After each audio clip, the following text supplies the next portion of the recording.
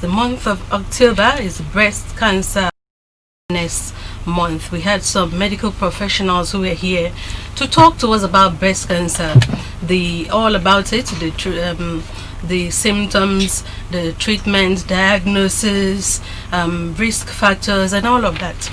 And so this morning we get to be joined by a survivor of breast cancer who will be telling us about her story. She's not alone. I also have another person. Okay, let me first of all introduce Deaconess Inyang, who is the breast cancer survivor. Thank you so much for joining us on Centerpoint AM45. Thank you, Mercy. Okay, I can see the pink, the breast cancer awareness color. All right. Okay. Just beside her we have Evangelist Udemeh King. He is a survivor of multiple myeloma. Okay, thank you very much, Evangelist, for joining us on the program. Thank you, this morning. Okay, before we proceed further, in case you want to know about multiple myeloma, even though this month is not the month for that awareness, but we need to keep you enlightened. So here's a brief introduction on multiple myeloma.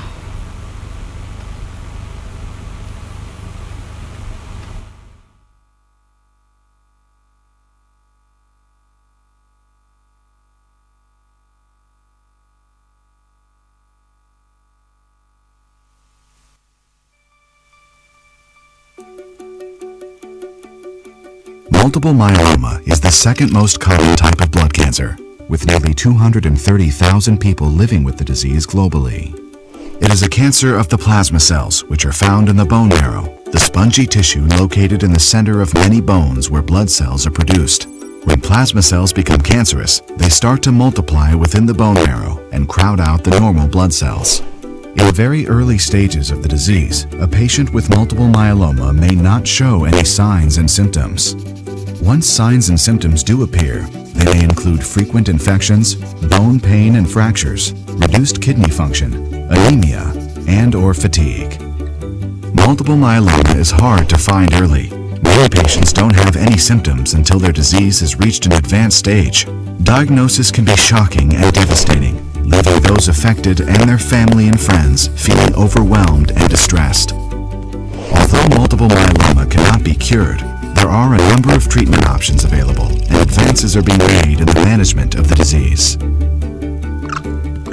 The goals of treatment are to control tumor growth and provide symptomatic relief. A patient is considered in remission when myeloma cells cannot be detected in the body and there are no symptoms. However, one of the key challenges of the disease is that due to its aggressive and progressive nature, the disease is likely to advance and symptoms will return, which is known as a relapse. For some, the disease will stop responding to the treatment the patient is currently receiving, and this is referred to as refractory multiple myeloma. Uncertainty as to what the future holds and when a relapse might occur can lead to feelings of worry and anxiety. Patients may become concerned about a loss of independence as their disease progresses and they become more dependent on loved ones and caregivers. They might also have concerns about the financial implications of the disease, if they're unable to work or have issues relating to health insurance or reimbursement of treatment. Each time the multiple myeloma returns, treatment is adjusted by the physician. This can be done a number of times to help manage the reoccurrence of the disease, though the amount of time between each period of remission gets shorter and shorter as the disease progresses. In addition to treatment, addressing the emotional stress that accompanies the disease is essential. Support may come from healthcare professionals. All right, we had to bring you up to speed, brings the basics about multiple myeloma cancer, so you can understand it's a cancer, type of cancer that affects the blood cells. Okay, and my guest, Evangelist Udemeh King, is a survivor.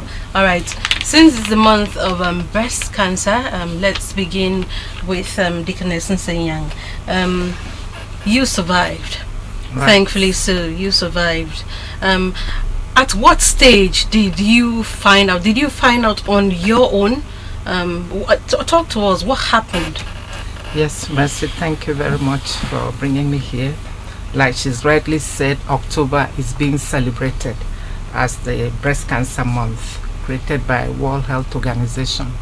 In different parts of the world, we've done that over the years, but for this pandemic, otherwise we would have been on the street creating awareness. Okay. Now, I had no idea that what I saw in my notice in my breast was cancer. It was a little lump on my left breast, and it was reddish and a bit itchy. When I had a bath in the morning, I noticed it, and I asked my girl to bring me something to rub. Okay. Might be it will dissolve the lump, what I saw. But what I didn't realize was that it was the beginning of the journey to breast cancer. I fiddle with it every time, and I'll show it to friends. Have you noticed this lump? Could it be cancer? Nobody knew. So I played along with it until I got tired, and I said probably it's time for me to get in touch with a doctor and know exactly what that lump was. Okay, how long did you stay before you got in touch with the doctor? I stayed for quite a long time because, for one, I didn't have the money if I had to go to the hospital. I lost my husband not too long, and if I had to go, how will I pay for it? And don't forget that 10 years ago, breast cancer awareness wasn't as it is today. So it wasn't easy to... You weren't even aware of breast cancer? No, I wasn't aware. Who wants to talk about cancer? You think the mere mention of it will kill you. So you try not to mention it. Even when I saw it, I didn't associate it with breast cancer. I just thought it was a mosquito bite that will probably disappear in time. Okay. So that's what happened. So by the time I went to the hospital and going through all that investigations, first of all, I went to Teaching Hospital Calabar, and I had aspiration. The doctor recommended aspiration. They took some fluid from my left breast, and the result came 50-50. It could be breast cancer, it couldn't be breast cancer. And the doctor said, we want to take out the lump and probably continue with our investigation. I said to myself, well, let me ask around people who've been through it. And they said, if you're having the lump taken out from Teaching Hospital Calabar, the facilities are not there. If they have to continue with chemotherapy, they didn't have it at that time, but luckily they have it now. Histology, they want to do radiotherapy, you have to go to Teaching Hospital Ibadan, and that's a long queue. You have to get a house, you have to get this, that. So all that made me to delay. I had no money. I had to sell the little property my husband left for us and my children. Which year was this? That was 2008. Okay. The awareness wasn't as it is today. Okay. I had to sell my car. I sold the property my husband left for us, and my children stopped going to school. They too were scared and said, Mom, we just lost our dad, and we don't want to lose you, and we hear breast cancer kills. Whatever you can lay your hands on to sell and make sure you stay alive for us, there's nothing wrong. So I delayed because there was nobody to buy the property immediately. From here, from there. When the money finally came, I went to Ekere Hospital in Lagos for a checkup. After the mammography investigation, the result came out that it was cancerous. Now that's where the whole thing began. I cried in the hospital. It was like a death sentence. Who will I leave my children for? If I have to die, I hear breast cancer kills. Here I am with it. So I called a friend who came to the hospital, and we hugged, we cried, and said, you are not going to die. Let's see what we can do. And that's where the journey started for the treatment of my breast cancer. Okay. Now, what did the medical experts say then? At what stage were you when it was finally diagnosed? Well, because I wasn't aware that the little lump in my breast was the cancer, so, and coupled with the fact that I had no financial help, I delayed. So at the time it was discovered that it was breast cancer, it was stage 2. Okay. Which I was a bit lucky. But then it had spread to my armpits. The lump became bigger and spread to my armpits. And according to what my oncologist said, that was a beginning of the fatal stage. And with all this, well, I look unto God, as my name is NseAbasi. I look unto God as my helper. Were you in pains? Well, when the lump was on, actually breast cancer lump does not cause any pain. Okay. That is why a lot of people delay. And by the time they get to the hospital, it's already too late. There was no pains at all. Each time I touched it, it was there, and of course it was enlarging. You know, so since there was no pain, I said, well, probably nothing will happen to me, which is what other women, that's why other women delay, because the pain is not there. You have no pain, so why would you want to go and see a doctor in something that doesn't cause you any pain? Probably it will go off.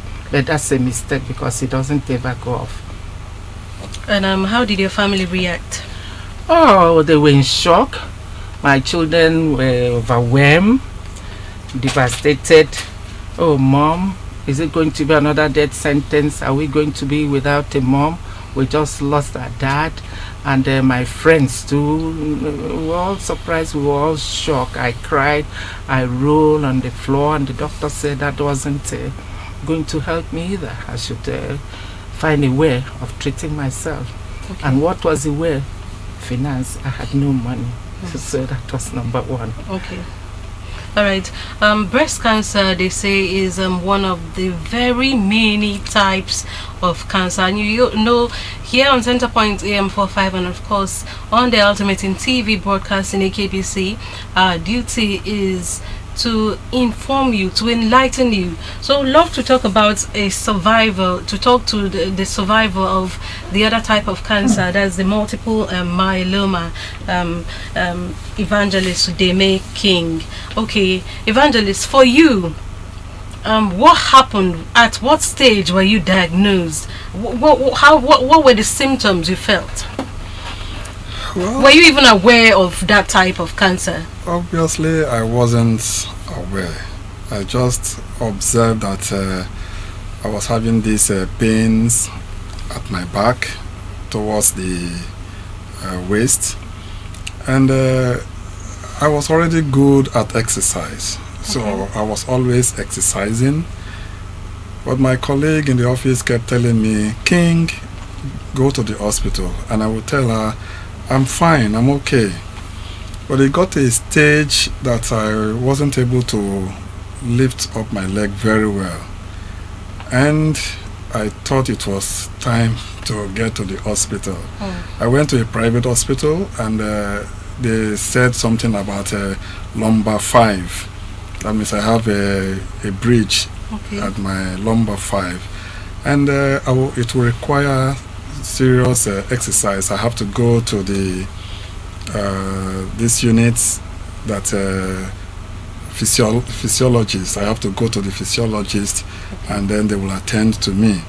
So I got to the physiologist. They subjected me to some exercises and radiation, and for a while the pains went off, and I could go about my normal business. But after 2 or 3 months, the pains came to the left side of my hip, and I refused to believe it was the same pain I had previously. But this time around, it came very strong, and I remembered taking my siblings to the park, and I couldn't drive that day, but to cross the road was difficult. I told myself, I think you have a problem. So I rushed to the hospital. I told the doctor how I was feeling. And then she told me, oh, it's just a simple thing. She bombarded me with some pain relieving tablets, which I religiously took. But 2 days after, a brother of mine in the hospital, who is in this unit, the orthopedic unit, asked me to come for me to be checked. So I went, and when I got there, they asked me to go for CT scan and MRI, there was no money for MRI. In fact, there was only one place, I guess, then that could do MRI, and it was so expensive. So I settled for CT scan, and the CT scan showed a very big hollow around my hip, a big hollow, and it was diagnosed to be giant cell tumor. What is giant cell tumor? That was the first time I heard that.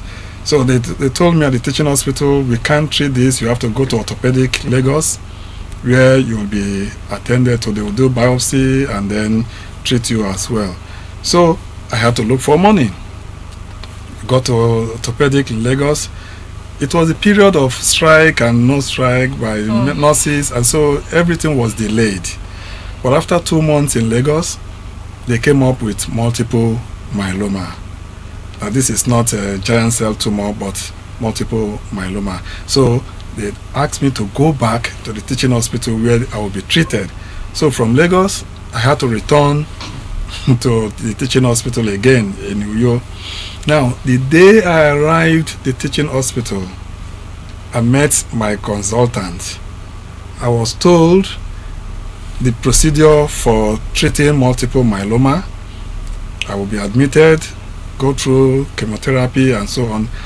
But the doctor said, unfortunately, the resident doctors have just commenced their strike action today, and so we can't do anything. You have to wait. So drug test. For 3 months, the strike action went. 3 full months. Now, the pains were not here. In fact, each step I took was very painful.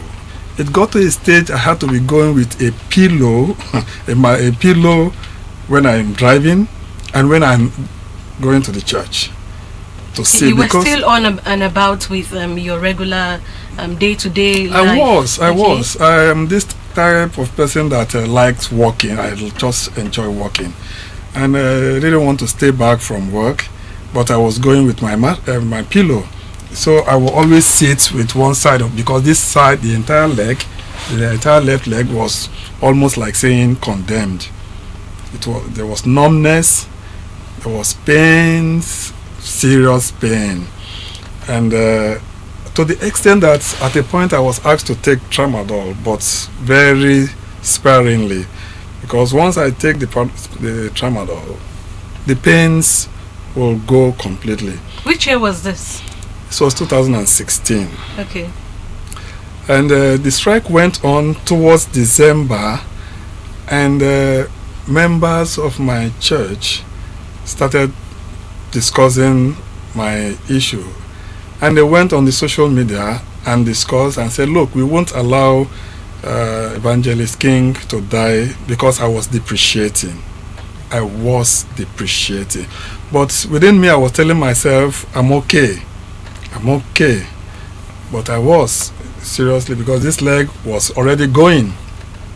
And then so they get to the social media, we made some contacts, South Africa, UAE, and India, and finally an hospital was gotten in India, CMC, and it was first Fortis, and Fortis was so expensive. In fact, they gave us the estimation that we were now looking for. They said 17 million for the treatment. You have to pay en bloc before you can get letter of invitation. So we tried elsewhere. Fortunately, see, God placed people in different places for good. There was this member of ours that was in India for a year program in this hospital. So he saw the message on the social media concerning me, and then requested that I send my details, which I did. And finally, the hospital said they could treat me on pay as you are treated. Okay. So, but then we still had to raise 17 million while the processes went on. So my church members went across. This was the Church of Christ, and so even in London, in US, people keyed into it, they tried supporting me. Unfortunately, I requested for support from my state government, which I never got. I wish I got that. I would have completed, most of the things I went for.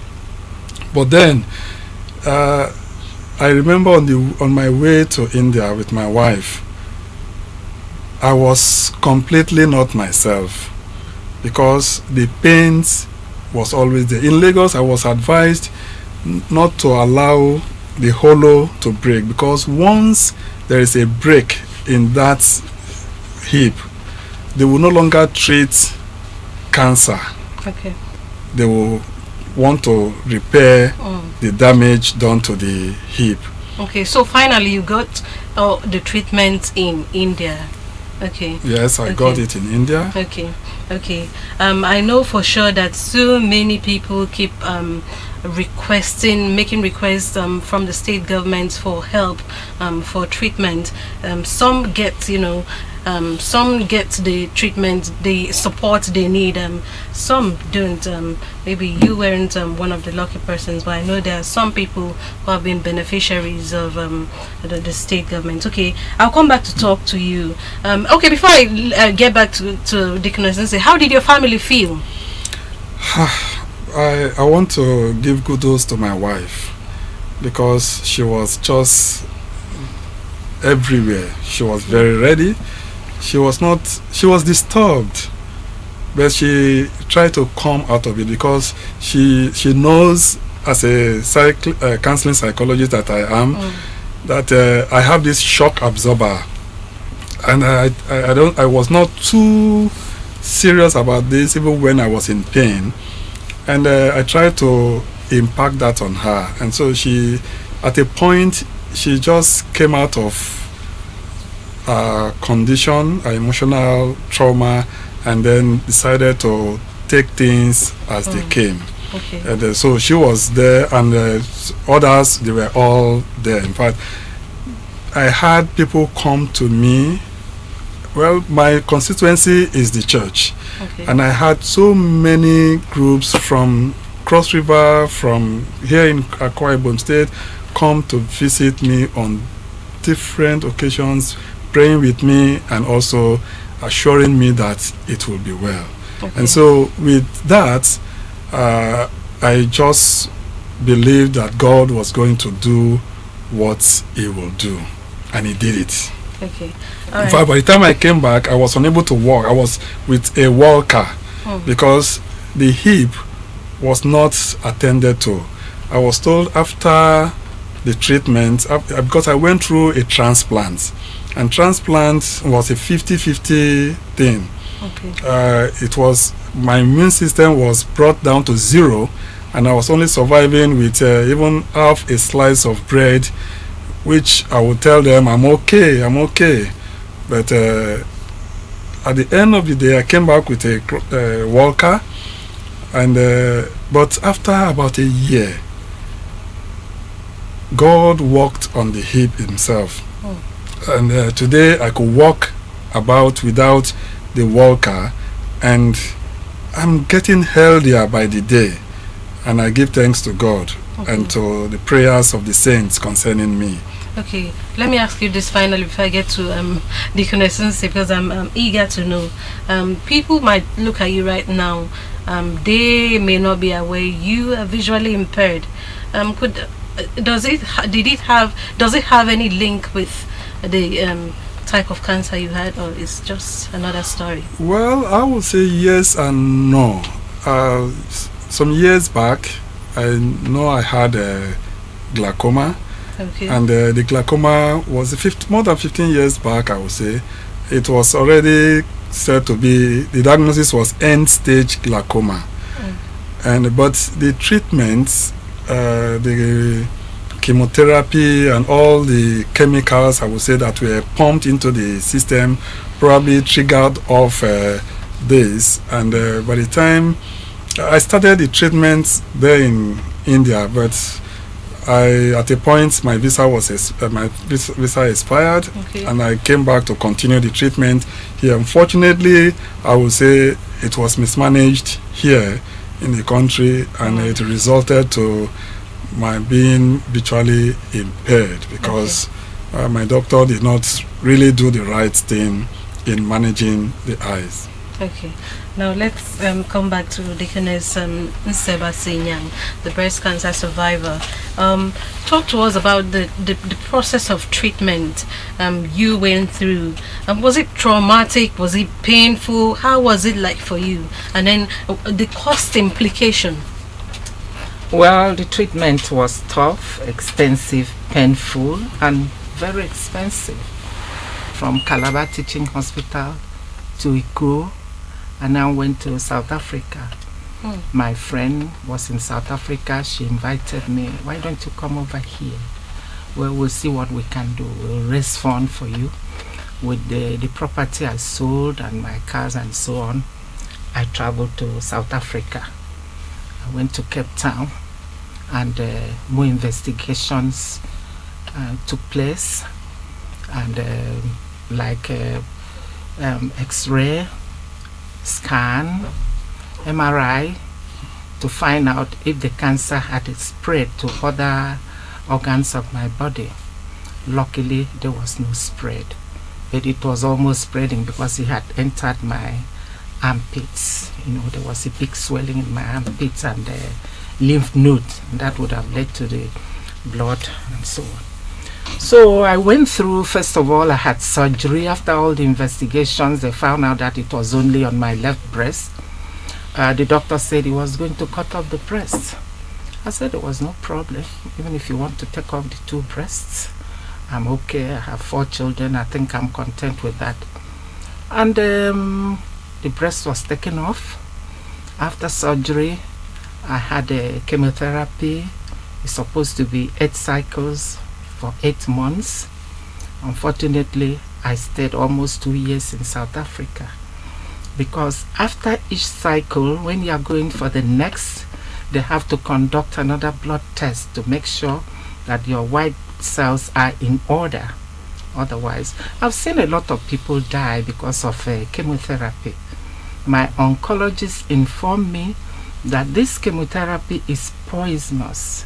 It kills all known cells in the body, good or bad, so that if there are cancer cells in your blood system, it could kill.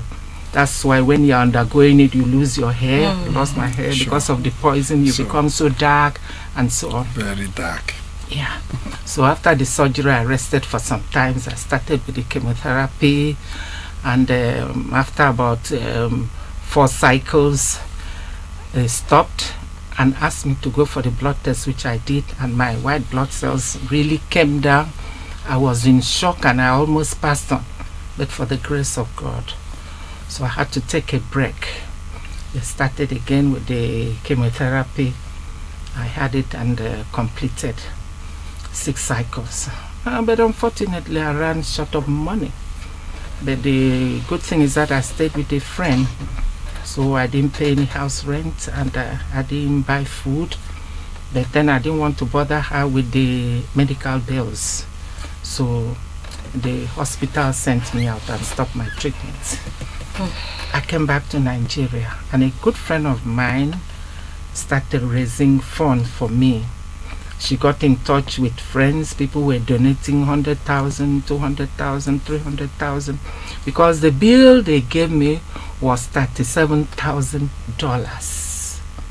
Initially, they asked me to pay half of that so that they could give me an invitation letter and a visa from the South African embassy, which I did that, and I continued with that. When the money finished, I came over to Nigeria. I wrote to the government, and well, the government can do everything anyway.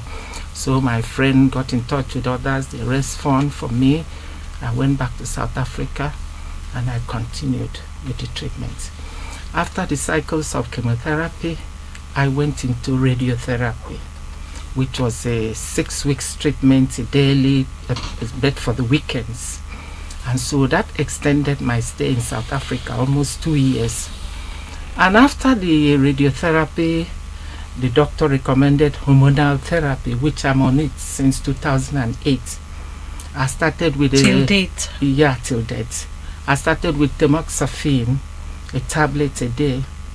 I did that for about 5 years. 1 tablet of tamoxifen a day. And after 5 years, I went for a checkup.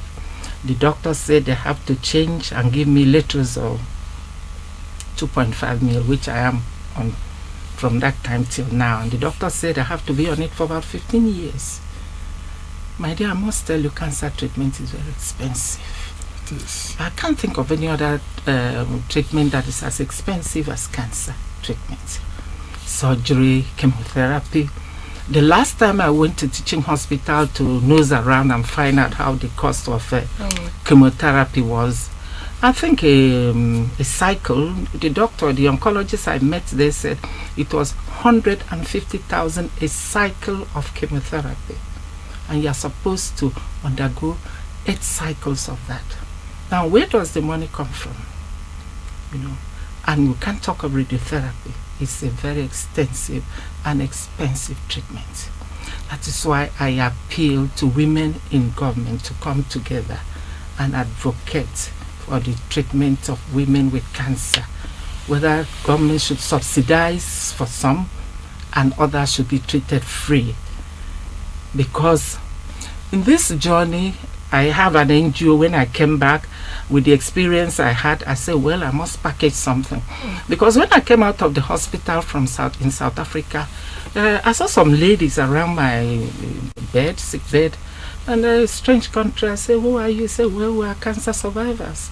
This is what we do. We make it our duty to ask from all hospitals, any woman coming in for breast cancer surgery. At the end, we come in to see them. Excuse me. I don't understand. So when I came back to Nigeria, I formed the NGO, NseAbasi Cancer Initiative, with the help of a lot of concerned Nigerians. I have doctors there, I have engineers, I have baristas who supported because they saw what I went through. I started the NGO, which I go to rural areas because, my friend, if you go to the rural areas and see the number of women that have breast cancer, you weep for them. One time I went to a market in Ekere market, and I was talking about this cancer thing.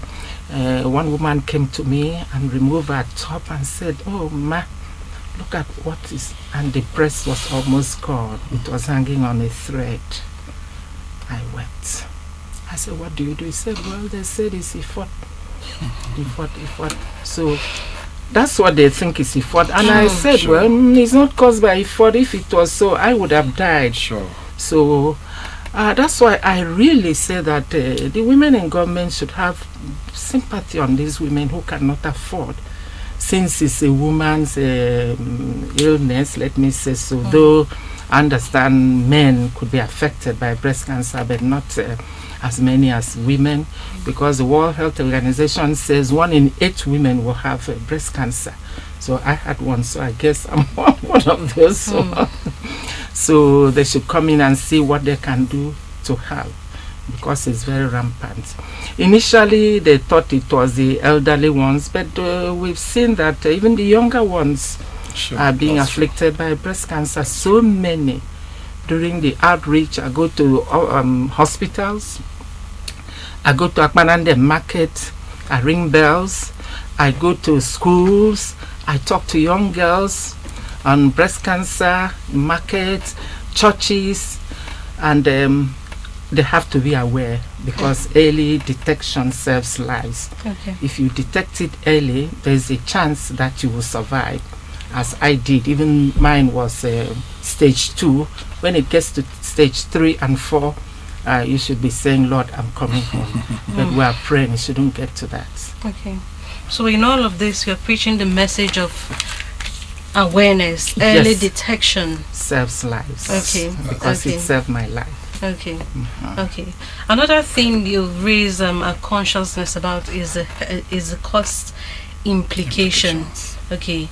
Now, what are your expectations from the Nigerian government in terms of helping out with this cost implication? What do you expect to see our authorities do with regards to our health system? Like I mentioned earlier, I would want the women to come together, women in government. Probably if they do something like that, the government will be touched. Because the plight of women suffering from cancer is pathetic. It's so rampant now, almost everywhere. I've seen a lot of it. When I go for this outreach, I gave them my phone number. Call me. I go to hospitals if there's going to be breast cancer operation there to counsel the women. And sometimes I show them my breast. Look at, I lost mine and I'm still alive. Even if you have to lose yours, you won't die. I would want the government to come in and see what they can do financially to help these women. Because lack of funds have made a lot of women stay away from the hospital. We know that the hospitals are not free. If something is done, like a little help, either the subsidized treatment for others or others should be treated free. Because in South Africa where I was, I noticed the government did that.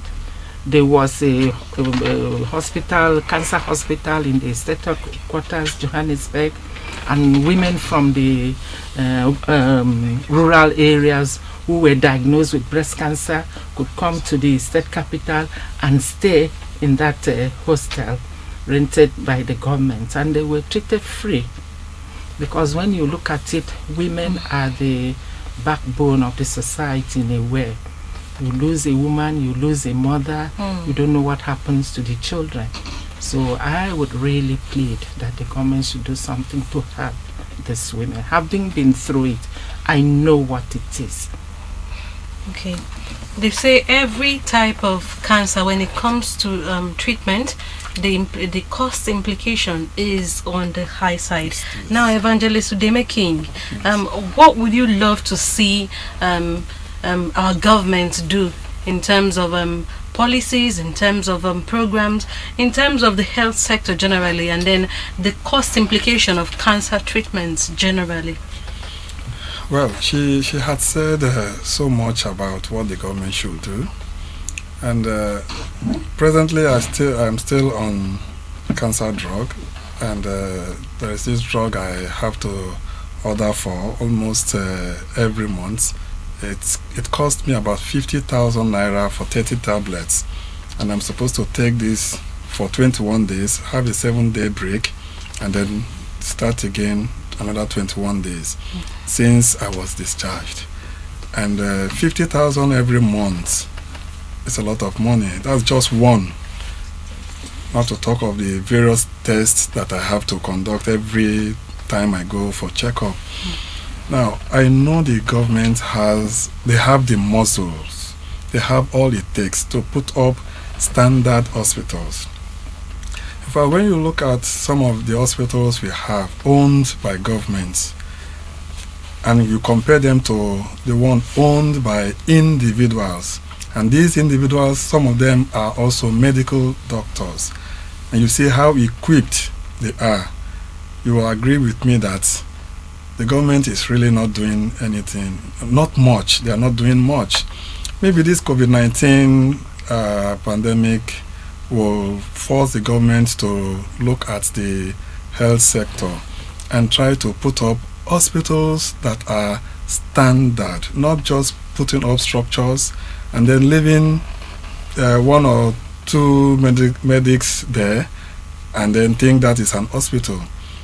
While most of our government officials will zoom out of the country, they should spend credible money.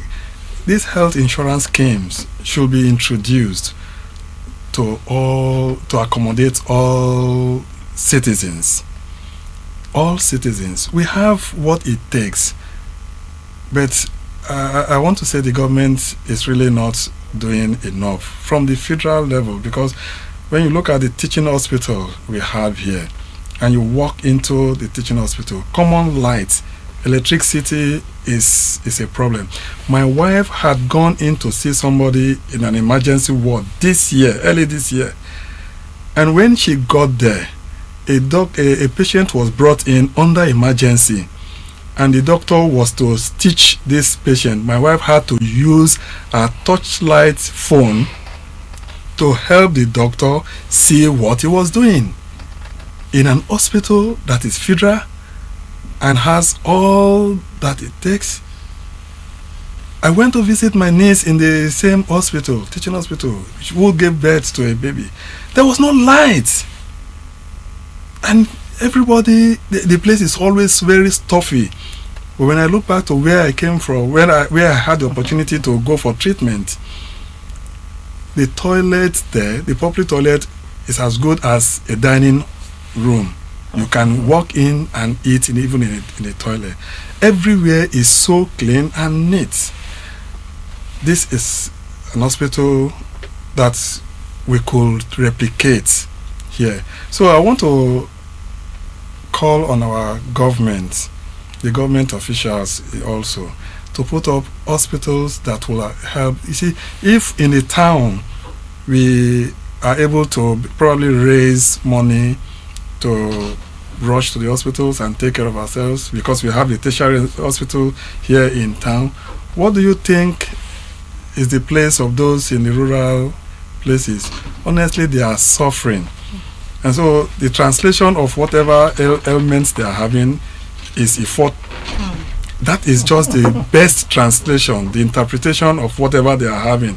It's effort. I know people came to me, even here in town, told me, look, this your problem is not are you not sure that this and that could be responsible? And they almost wanted me to patronize all these quacks, but I stood my ground, and I decided to take it up with the hospitals rather than going to all these quacks. So the government should please wake up. Okay, now as we begin to round up this session, you also talked about family. What kind of support should family, relatives, friends give to victims, give to people who are victims of cancer, any type of cancer? Well, families have very great roles to play. In fact, I wouldn't mind to donate my wife to any patient, any cancer patient, because my wife is just multitask. She is so understanding. She never made me feel uncomfortable throughout my treatment, even up till now. She could give her life to make sure I am okay, and that's why I know there is a problem. There is a lacuna between the people and even the patients. I recently, just like he talked about an NGO, I started an NGO on counseling. As a professional, there's this NGO I started, Counseling for All Foundation, and in collaboration with the Counseling Association of Nigeria, Akwa Ibom State Chapter, I was the secretary when this cancer came on me, and I saw the support I got through counseling from the national to the state in particular, and so I started this foundation called Counseling for All Foundations, and we are ready to assist. In fact, we are going all out to talk to patients and to people, counseling them on how to live lives that will be meaningful to them and to the society.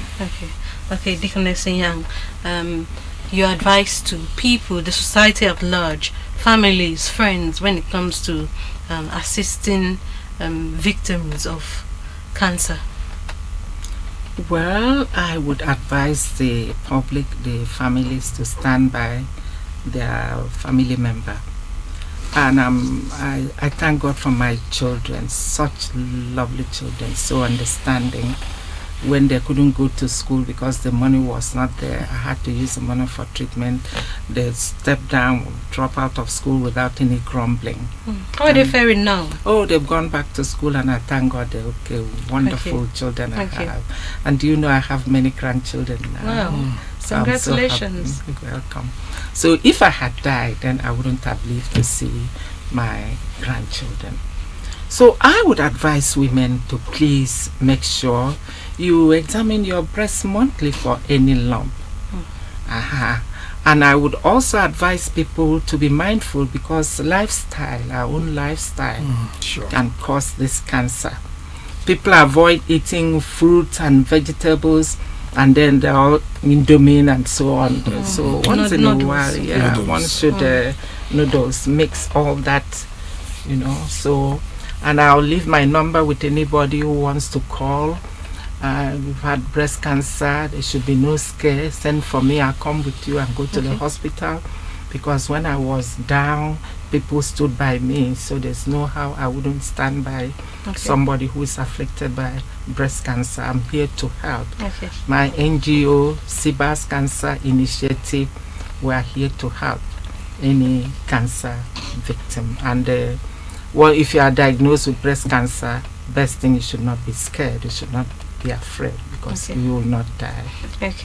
Thank you so very much, Deaconess Inyang, who is a breast cancer survivor, and thank you so much for having joined the program, Evangelist Udemeh King, multiple myeloma survivor. Thank you both for coming to create such an awareness here.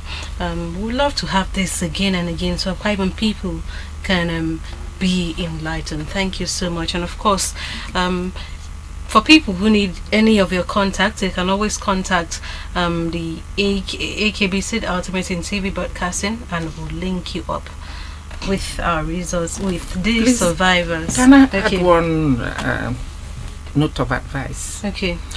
People believe that when you have cancer, you don't go for it, or you shouldn't take it to the hospital. But I want to inform them that the missionaries that brought Christianity to us came with hospitals. The Catholics came, look at Anwa here, Methodists, look at Itumbang, Kwaibu, look at Itinan, the other one, Lutheran, Ekere. So that question of saying Idugompo for Ibo is not a hospital thing. Oh, I know the pastors and the prophets that are doing well, but I would advise them to seek medical attention first, and inform your pastor and prophet to pray for you. All right, seek medical attention, that's the key word. And they also say early detection is key. All right, thank you once again, you both, for having been part of the program this morning. All right, the rest of Centerpoint AM45 continues after this time out. Do stay.